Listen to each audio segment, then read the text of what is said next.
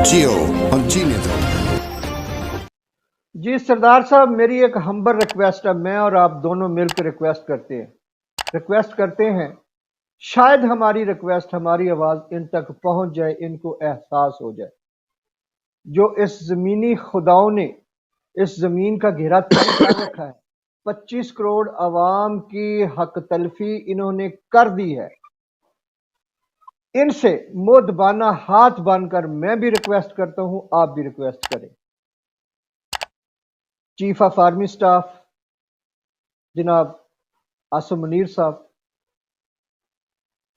हम आप सबके हुक्म के गुलाम हैं। Chief justice of supreme court, हम आपके हुक्म के भी गुलाम हैं। इन गुलामों की फरियाद सुन लें, शायद आप लोगों को तरस आ जाए इस 25 करोड़ के अवाम के उस बजट पे जो अपना पेट काट काट कर खजाने में पैसा जमा करते हैं, इसलिए कि मुल्क और कौम के काम आ जाए, ना कि फजूलियात में इलेक्शन पे जो अरबों रुपया आपने खर्च करना है। अगर इलेक्शन की बजाय सिलेक्शन करवानी है तो खुदा के लिए ये पैसा ना जाया करें। मैं दावे से कहता हूं कि हम बोलना तो दूर की बात है, आवाज भी नहीं उठाएंगे। आप आराम से अपनी मर्जी का वजीर आजम अपॉइंट कर दें। हम 70 सालों में पहले भी सर झुका के चल रहे थे, आइंदा भी चलेंगे। या फिर यूं करें कि तमाम पार्टियों को मुनसफाना तरीके से पार्टी में हिस्सा लेने दे, अवामी हुकूमत बनने दे। जो अवाम चाहती है, जिसको अवाम चाहती है, उसकी हुकूमत बनने दे। ये कोई इंसाफ नहीं, ये जुल्म है। ये बहुत बड़ी ज्यादती है कि मनपसंद पार्टी को, वो चोर हो, वो डाकू हो, वो लुटेरे हो, वो हाजी हो, वो नमाजी हो, मनपसंद को आप आगे लाना चाहते हैं। जिसको अवाम चाहती है उसको आप आगे नहीं लाना चाहते, उसको धकेलना नहीं बल्कि धकेल चुके हैं। हम किसी पार्टी की वकालत नहीं करते। हमारे लिए नून लीग भी वैसी है, हमारे लिए पीपल्स पार्टी भी वैसी है, हमारे लिए पाकिस्तान तहरीक इंसाफ भी वैसी है। ना हमें इन पार्टियों ने कुछ दिया ना देंगे, लेकिन खुदारा अवाम का बजट बचाने के लिए ये इलेक्शन वाला टोपी ड्रामा मत करें।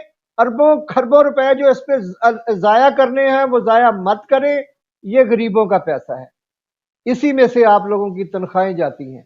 सरदार साहब, आप भी रिक्वेस्ट करें, शायद ये हमारी रिक्वेस्ट का असर हो जाए और पाकिस्तान का जाया होने वाला जो मजीद बजट है वो जाया ना हो। हम जमहूरियत देखते देखते हुजूर वाला मैं ये कहूंगा कि मैं ना तो इनका हुक्म मानता हूँ, ना इनके हुक्म के ताबे हूँ। मैं अल्लाह और अल्लाह के रसूल के हुक्म के ताबे हूँ। और मैं समझता हूँ कि अगर ये ऐसा नहीं करेंगे तो ये जो अपनी रियासत के साथ इंसाफ नहीं करेगा, जो अपनी रियासत के लोगों के साथ इंसाफ नहीं करेगा, और साहिब इक़्तिदार होगा और साहिब हैसियत होगा जो फैसले करने के यानी फैसले की ताकत रखता होगा, अगर वो ऐसा नहीं करेगा तो उसे अल्लाह की भी मार है। और बाकी तो जो अवाम ने करना है वो तो करेगी। बहरहाल ये मुल्क जो है ये इसलिए नहीं बना था कि जो इसके साथ हो रहा है और जो होने जा रहा है, जितने लोग, जितनी पार्टियां, जमायत इस्लामी हो गई, मौलाना फजलुर रहमान ग्रुप हो गया, या जो भी है, अगर इन्होंने देखें पाकिस्तान मकरूज से मकरूज तर होता गया, सियासतदान और जागीरदार अमीर से अमीर तर होते गए। ये हमारा अलमिया है। अगर हम इनके 1970 से इनकी जो बैकग्राउंड है वो चेक करें, किसके पास क्या था और आज क्या है, तो आपको सारे जो हैं वो इस हमाम में नंगे नजर आएंगे।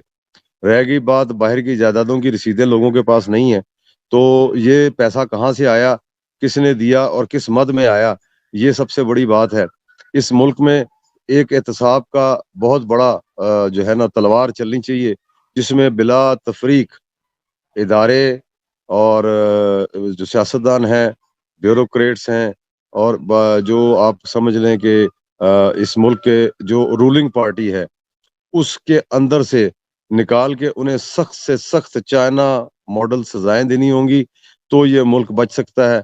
वरना अब ये मुल्क उस दहाने पे पहुंच चुका है कि इस मुल्क को बचाने के लिए सिर्फ बातें नहीं है, बातों से ये मुल्क नहीं बचेगा।